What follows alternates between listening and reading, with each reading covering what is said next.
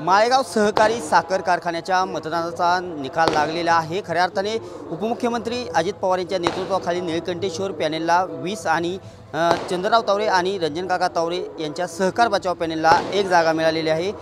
खऱ्या अर्थाने निकाल आता स्पष्ट झालेला। आपल्यासोबत रंजनकाका तावरे काका, निकाल लागलेला आहे 20-1 अशी निकाल झालेला आहे, काय भावना?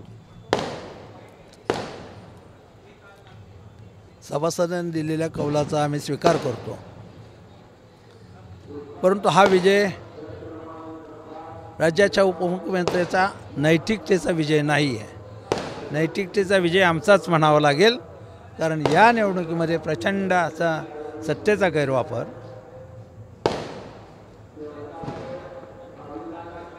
धनशक्तीचा प्रचंड वापर,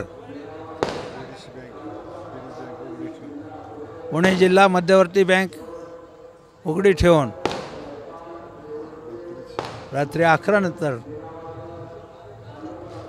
शेतकऱ्याला दिली जाणारी पाकिटं भरून सुरुवातीचे 10,000, त्याला 50 रुपयाची नोट, पॅनल आल्यावर 5,000 देणार म्हणून, आणि नंतर दुपारी 3 वाजता लक्षात आलं की अजूनही लोक आपल्याबरोबर नाहीत, त्यावेळेला पुन्हा 10,000, आणि एवढी भीती राहिली की 4:30-5ला 6 वाजेपर्यंत मतदान आहे म्हणल्यानंतर परत 5,000ची तिसरी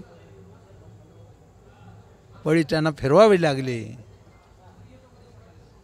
आणि मग त्यानंतरचा हा काहीतरी थोडासा चमत्कार आहे, आणि म्हणून या धनशक्तीचा चमत्कार आहे, सत्तेच्या गैरवापराचा चमत्कार आहे। मानवता, माणुसकी या गोष्टी कुठंच लोप पावलेल्या दिसत आहेत, कारण कर्मचाऱ्याला, शासकीय कर्मचारी आणि असलेले उभे असलेले उमेदवार यांना 40-42 तास काम थांबावं लागलं। काय आता 8 वाजलेत सकाळी, परवा सकाळी 8 वाजल्यापासून आज संध्याकाळी 8पर्यंत किती वेळ? तोही माणूस आहे, कर्मचारी, काय बिघडलं असतं 8 तासाने आणखी विश्रांती देऊन केलं असतं तर?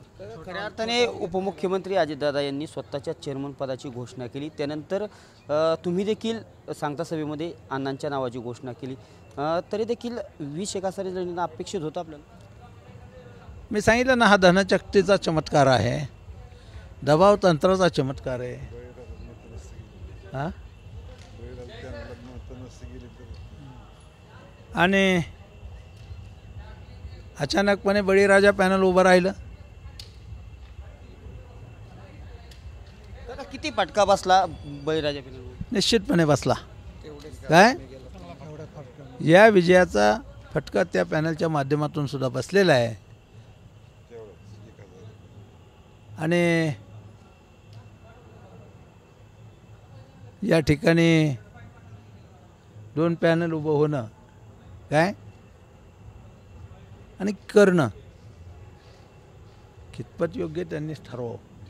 काका, खऱ्या अर्थाने कारखान्याच्या निवडणुकीमध्ये गुरु शिष्य म्हणजे अण्णांची तुमची जोडी ही पहिल्यापासून चर्चेत राहिलेली, निवडून आलेली आहे, परंतु आज निवडणुकीत खरं तर गुरु म्हणून अण्णांचा विजय झालेला आहे, तुमचा पराभव झालेला आहे, कसं बघता?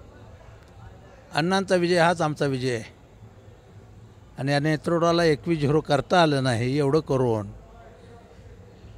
याला त्यांनाच आत्मचिंतन करावं लागेल।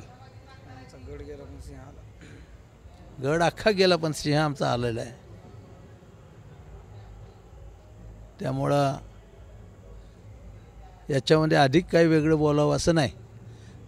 जिव्यांना आम्ही दोघांनी संचालक मंडळात गेली 5 वर्ष राहून त्याही पूर्वी केलेलं काम निष्प्रभ भावनेनं केले, कुठल्याही सभासदाच्या कुठल्याही गोष्टीला अपेक्षा न ठेवता केलेलं काम आहे।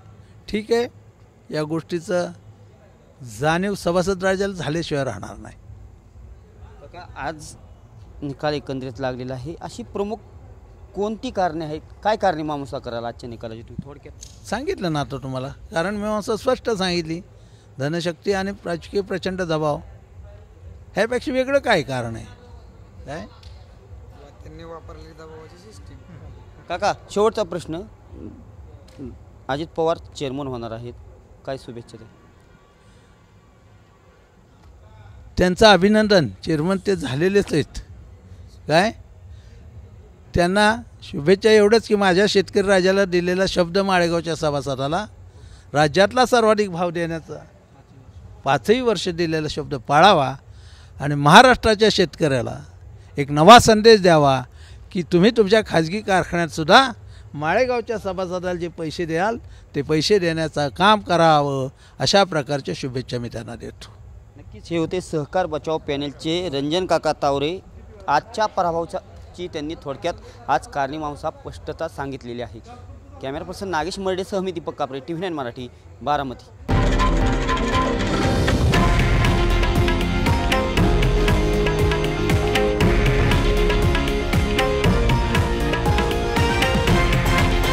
हे आहे देशातील नंबर 1 न्यूज नेटवर्क आणि आपण पाहत आहात TV9 मराठी, एकमेव.